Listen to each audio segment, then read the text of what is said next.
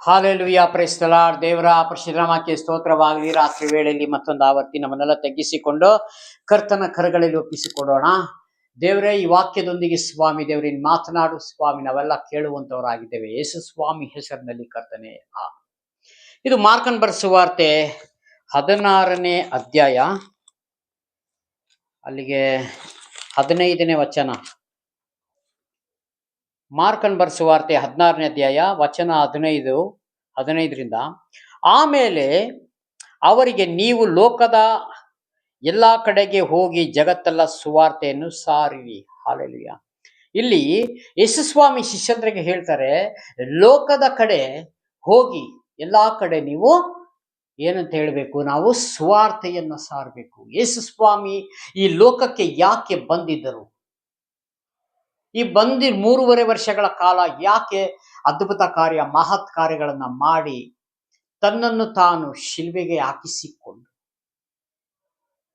ಈ ಲೋಕ ಬಿಟ್ಟು 3ನೇ ದಿವಸ ಎದ್ದು ಬಂದು ಮತ್ತೆ ಪರಲೋಕದಲ್ಲಿ, ಇಲ್ಲಿ ಪರಲೋಕಕ್ಕೆ ಏರಿ ಹೋಗುವುದಕ್ಕಿಂತ ಮುಂಚೆ ಒಂದು ಮಾತು ಹೇಳಿದ್ರು. ಇದೇ ಮಾತನ್ನೇ, ಲೋಕದ ಜಗತ್ತೆಲ್ಲ ಸುವಾರ್ತೆಯನ್ನು ಸಾರಿರಿ. ನಾನು ತಂದೆಯ ಮನೆಯಲ್ಲಿ ಬಹಳ ಬಿಡಾರವಿದೆ, ಸಿದ್ಧ ಮಾಡಿ ಪುನಃ ಬಂದು ನಿಮ್ಮನ್ನ ಕರೆದುಕೊಂಡು ಹೋಗುತ್ತೇನೆ. ಅದಕ್ಕಾಗಿ ನೀವು ಏನು ಮಾಡಬೇಕು ಅಂದ್ರೆ ಎಲ್ಲ ಕಡೆ ಸುವಾರ್ತೆಯನ್ನು ಸಾರ್ರಿ.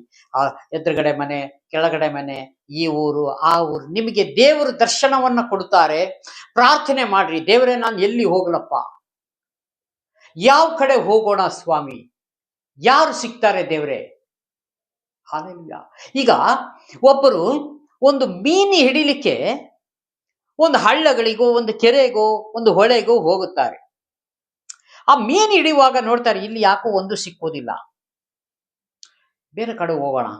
ಇನ್ನೊಂದು ಕಡೆ ಹೋದಾಗ ಮೀನು ಬಹಳ ಸಿಗುತ್ತೆ. ಹಾಲೆಲೂಯಾ. ಅದೇ ರೀತಿಯಾಗಿ ನಮ್ಮ ಯೋಚನೆಗಳನ್ನ ಬಿಟ್ಟು ದೇವರ ಯೋಚನೆ, ದೇವರ ಆಲೋಚನೆ ಮೇರೆಗೆ ಈ ಕಡೆ ಹೋದ್ರೆ ಒಂದು ಆತ್ಮವನ್ನು ಸಿಗುವುದಿಲ್ಲ. ದೇವರೇ, ನನಗೆಲ್ಲಾರು ಒಂದು ಆತ್ಮ ತೋರಿಸಿಕೊಡು ಸ್ವಾಮಿ, ಅವರೊಂದಿಗೆ ನನ್ನ ಸಾಕ್ಷಿ ಮುಖಾಂತರ ಯೇಸು ಸ್ವಾಮಿ ಮಾಡಿದ ಮಹತ್ ಕಾರ್ಯಗಳನ್ನು ನಾನು ಹೇಳಬಲ್ಲೆ, ಅದಕ್ಕಾಗಿ ನನಗೆ ಸಹಾಯ ಮಾಡು ದೇವರಿಂದ ಪ್ರಾರ್ಥನೆ ಮಾಡಿಕೊಂಡು ಹೋಗುವುದಾದರೆ ನೀವು ಸಕ್ಸಸ್ಫುಲ್ ಆಗಿ ಬರ್ತೀರಿ. ಅದೇ ರೀತಿಯಾಗಿ ದೇವರು ಇಲ್ಲಿ ಏನ್ ಹೇಳ್ತಾರೆ ಅಂದ್ರೆ, ನೀವು ಹೋಗಿ ಜಗತ್ತೆಲ್ಲ ಸುವಾರ್ತೆ ಸಾರಿರಿ, ನಂಬಿ ದೀಕ್ಷಾ ಸ್ನಾನ ಮಾಡಿಸಿಕೊಳ್ಳುವವನು ರಕ್ಷಣೆ ಹೊಂದುವವನು. ಹಲ್ಲೆಲೂಯಾ. ದೇವರ ವಾಕ್ಯವನ್ನ ಸಾರಿಬಿಟ್ಟು ಅವರು ವಾಕ್ಯದಂತೆ ಜೀವಿಸಿ ನಡೆದು ದೀಕ್ಷಾ ಸ್ಥಾನ ಮಾಡಿಸಿಕೊಂಡರೆ, ದೀಕ್ಷಾ ಸ್ಥಾನ ಮಾಡಿಸಿಕೊಳ್ಳುವನು ರಕ್ಷಣೆ ಹೊಂದುವನು. ಇಲ್ಲಿ ದೀಕ್ಷಾ ಸ್ಥಾನ ಮಾಡಿಸಿಕೊಂಡು ರಕ್ಷಣೆ ಹೊಂದುತ್ತಾನೆ ಅಂದ್ರೆ ಇನ್ನು ಪರಲೋಕಕ್ಕೆ ಇನ್ನು ಬಹಳ ಕೆಲಸಗಳು ಮಾಡಬೇಕು. ಅಲ್ಲಿಗೆ ಅರ್ಥ. ದೀಕ್ಷಾ ಸ್ಥಾನ ಮಾಡಿಸಿಕೊಂಡ್ರೆ ಪರಲೋಕ ಸಿಗುತ್ತೆ ಅಂತ ಯೇಸು ಸ್ವಾಮಿ ಎಲ್ಲೂ ಬರ್ತಿಲ್ಲ. ಇನ್ನು ಅನೇಕ ವಿಷಯಗಳಿದೆ ಅಲ್ಲಿ.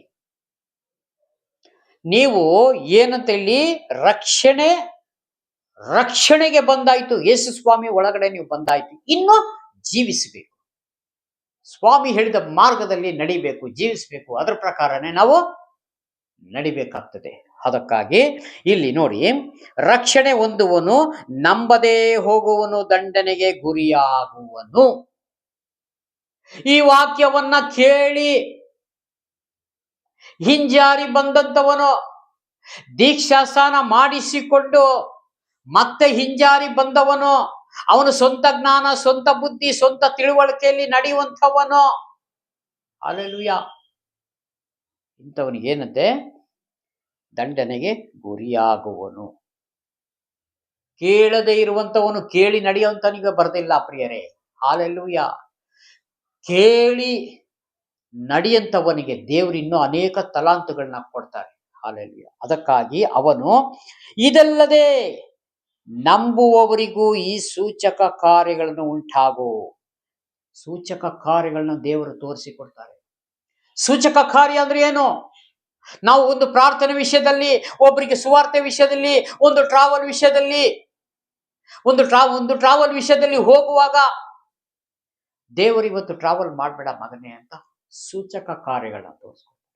ಅವತ್ತು ನಾವು ನಿಲ್ಲುವುದು ಉತ್ತಮ. ಯಾಕಂದ್ರೆ ದೇವರ ಶಬ್ದಕ್ಕೆ ಕಿವಿಗೊಡುವರು ನಿಜವಾಗಲೂ ದೇವರ ಮಕ್ಕಳು ಅನ್ನಿಸಿಕೊಳ್ಳುವರು. ಈಗ ತಂದೆ ಮನೆಯಲ್ಲಿ ಒಂದು ತಂದೆ ತಾಯಿ ಒಂದು ಮಗನನ್ನ ಒಂದು ಆರ್ಡರ್ ಮಾಡ್ತಾರೆ, ಮಗನ ಇವತ್ತು ಹೋಗ್ಬೇಡ ನೀವು ಹೊರಗಡೆ, ಇವತ್ತು ಮನೇಲೇ ಇರು, ನಮ್ಮೊಟ್ಟಿಗೆ ಇರು. ಹಾಲೆಲೂಯ. ಆಯ್ತಮ್ಮ, ಆಯ್ತಪ್ಪ, ನಾನು ಹೋಗುವುದಿಲ್ಲ ಅಂತಂದ್ರೆ ತಂದೆ ತಾಯಿಗೆ ಗೌರವ ಕೊಡ್ತಾ ಇದ್ದಾನೆ ಅಂತ ಅರ್ಥ. ತಂದೆ ತಾಯಿ ಅವ್ರ ಮಾತಿಗೆ ವಿಧೇಯನಾಗಿ ನಡೀತಾ ಇದ್ದಾನೆ ಅಂತ ಅರ್ಥ. ನನಗೆ ಪ್ರಾಯ ಆಗಿದೆ, ನಾನೀಗ ಮೆಜಾರಿಟಿ ಬಂದಿದ್ದೇನೆ, ನಾನು ಯೌವನಸ್ಥಳು, ನನಗೆ ನೀವ್ಯಾರು ಅಡ್ಡಿ ಮಾಡಬೇಡ್ರಿ, ನನಗೆಲ್ಲ ಗೊತ್ತಿದೆ, ನನಗೂ ಜ್ಞಾನ ಇದೆ, ನಾನು ಎಜುಕೇಟೆಡ್, ನಾನು ಅನ್ಎಜುಕೇಟೆಡ್ ಅಲ್ಲ. ಹಾಲೆಲೂಯಾ. ಇಂಥವರು ಏನಾಗ್ತದೆ ಅಂದ್ರೆ ತಂದೆ ತಾಯಿ ಮಾತುಗಳನ್ನ ಅಸಡ್ಡೆ ಮಾಡಿ ಹೋಗುವಂಥವರು, ಇಲ್ಲಿ ಕಾಣುವಂತ ತಂದೆ ತಾಯಿನೇ ನೀನು ಗೌರವ ಕೊಡ್ಲಿಲ್ಲ ಅಂತಂದ್ರೆ ಕಾಣದೇ ಇರುವ ನನ್ನನ್ನು ಹೇಗೆ ಗೌರವ ಕೊಡ್ತೀಯೇ? ಹಾಲೆಲೂಯಾ. ದೇವರು ಕೇಳ್ತಾರೆ ನಿಮ್ಮನ್ನ. ಇಲ್ಲಿ ಕಾಣುವಂತ ತಂದೆ ತಾಯಿನ ನಿನಗೆ ಇಟ್ಟಿದ್ದೀನಲ್ಲ, ಇವ್ರ ಮಾತು ಕೇಳಿಲ್ಲ, ಇವ್ರ ಪ್ರಕಾರ ಜೀವಿಸಲಿಲ್ಲ, ಇವ್ರು ಹೇಳಿದ ಪ್ರಕಾರ ಕಾಣದೇ ಇರುವ ನನ್ನನ್ನು ಹೇಗೆ ನೀನು ಪ್ರೀತಿಸ್ತಿ, ಹೇಗೆ ಗೌರವಿಸ್ತಿ? ಅದಕ್ಕಾಗಿ ಇಲ್ಲಿ ಕೊಟ್ಟಿರೋ ತಂದೆ ತಾಯಿ ಮಾತುಗಳನ್ನ ಕೇಳಿರಿ. ಅದಕ್ಕೆ ಧರ್ಮೋಪದೇಶ ಕಾಂಡ, ವಿಮೋಚನಾ ಕಾಂಡದಲ್ಲೆಲ್ಲ ಬರೆದಿದೆ, ಅನೇಕ ವಾಕ್ಯಗಳಿದೆ ಅಲ್ಲಿ. ಅದಕ್ಕಾಗಿ ನಾವು ಏನಂತೆ, ಸೂಚಕ ಕಾರ್ಯಗಳನ್ನು ಉಂಟಾಗುವು, ನನ್ನ ಹೆಸರನ್ನು ಹೇಳಿ ದೆವ್ವಗಳನ್ನು ಬಿಡಿಸುವರು, ಹೊಸ ಭಾಷೆಗಳಿಂದ ಮಾತನಾಡುವರು. ಯೇಸು ಸ್ವಾಮಿ ಹೆಸರಿನಲ್ಲಿ ದೆವ್ವಗಳೇ ಬಿಟ್ಟು ಹೋಗ್ರಿ ನೀವು ಅಂತಂದ್ರೆ ಸಾಕು. ದೆವ್ವಗಳು, ಅಯ್ಯಯ್ಯೋ ದಾವಿದನ ಕುಮಾರನೇ, ನನಗೊಡವೆ ನಿನಗೇಕೆ, ನನ್ನ ಸಮಯ ಇನ್ನೂ ಬಂದಿಲ್ಲ, ಆದರೂ ನೀನು ಕಾಡಕ್ಕೆ ಬಂದಿದ್ಯಾ? ಹಾಲೆಲೂಯಾ. ಬಿಟ್ಟು ಓಡೋಗ್ತವೆ, ಬೇರೆ ಯಾವ ಹೆಸರಿನಲ್ಲಿ ಹೋಗುವುದಿಲ್ಲ. ಇನ್ನು ಫೋನ್ ಮಾಡಿ ಕರಿತಾವೆ, ಬರ್ರೋ ಇನ್ನೊಂದು ಸ್ವಲ್ಪ ದೆವ್ಗಳ ಬರ್ರಿ ಸೇರ್ಕೊಳ್ರಿ ಅಂತ. ಆದರೆ ಯೇಸು ಸ್ವಾಮಿ ಹೆಸರಿನಲ್ಲಿ ನೀವೊಂದು ಮಾತು ಹೇಳಿದ್ರೆ, ಯಾಕಂದ್ರೆ ಸಕಲ ಸೃಷ್ಟಿಗೂ ಯಜಮಾನನು ಹೇಳುವಾಗ ದೆವ್ವಗಳು ಓಡೋಗ್ತವೆ. ಅದಕ್ಕೆ ಹೇಳ್ತಾರೆ ಕೀರ್ತನೆ ಗ್ರಂಥದಲ್ಲಿ, ಎಡಕ್ಕೆ 1000 ಜನ, ಬಲಕ್ಕೆ 10,000 ಜನ ಬಿಸಾತರುವುದು ನಿನಗೇನು ತಟ್ಟದು. ಅದೇ ರೀತಿಯಾಗಿ ಯಾರು ಏನು ಮಾಡಿದರು, ಎಷ್ಟೇ ದೆವ್ವಗಳು ಬಂದು ಕಾಟ ಕೊಟ್ಟರು ನಿಮಗೇನು ತಟ್ಟದು. ದೇವರು ನಿಮಗೆ ಸುಕ್ಷೇಮ ಸುರಕ್ಷತೆಯನ್ನು ಕೊಟ್ಟು ದೇವರು ಕಾಪಾಡುವಂತ ದೇವರಾಗಿದ್ದಾರೆ ಪ್ರಿಯರೇ. ಅದಕ್ಕಾಗಿ ದೇವರಿಗೆ ನಾವು ಸ್ತೋತ್ರವನ್ನ ಮಾಡಿಕೊಳ್ಳಬೇಕು. ಅದಕ್ಕೆ ನೋಡಿ, ಮಾತನಾಡುವರು ಹಾವುಗಳನ್ನು ಎತ್ತುವರು, ವಿಷ ಪದಾರ್ಥವನ್ನಾದರೂ ಕುಡಿದರೂ ಅವರಿಗೆ ಯಾವ ಕೇಡು ಆಗುವುದಿಲ್ಲ. ಅವರು ರೋಗಿಗಳ ಮೇಲೆ ಕೈ ಇಟ್ಟು ಅವರಿಗೆ ಗುಣವಾಗುವುದು ಎಂದು ಹೇಳಿದನು. ಗುಣವಾಗುವುದು ಎಂದು ಹೇಳಿದನು. ಯೇಸು ಸ್ವಾಮಿಯು ಅವರ ಕೂಡ ಮಾತನಾಡಿದ ಮೇಲೆ ಆಕಾಶಕ್ಕೆ ಒಯ್ಯಲ್ಪಟ್ಟ, ದೇವರ ಬಲಗಡೆಯಲ್ಲಿ ಆಸನರಾಗಿರುವನು. ಇತ್ತಲಾಗಿ ಅವರು ಹೊರಟು ಹೋಗಿ ಎಲ್ಲೆಲ್ಲಿಯೂ ಸುವಾರ್ತೆಯನ್ನು ಸಾರಿದರು. ಹಾಲೆಲೂಯಾ. ಯೇಸು ಸ್ವಾಮಿ ಹೆಸರಿನಲ್ಲಿ ಹಾವುಗಳನ್ನು, ಚೇಳುಗಳನ್ನು, ವಿಷದ ಪದಾರ್ಥವನ್ನು ತಿಂದರು ನಿಮಗೆ ಯಾವ ಕೇಡು ಸಂಭವಿಸುವುದಿಲ್ಲ. ನೀವು ದೆವ್ವಗಳನ್ನ ಬಿಡಿಸ್ತೀರಿ, ಅನೇಕ ಹೊಸ ಭಾಷೆಗಳನ್ನ ಆಡುತ್ತೀರಿ. ಹಾಲೆಲೂಯಾ. ಪವಿತ್ರಾತ್ಮರು ನಿಮ್ಮ ಮೇಲೆ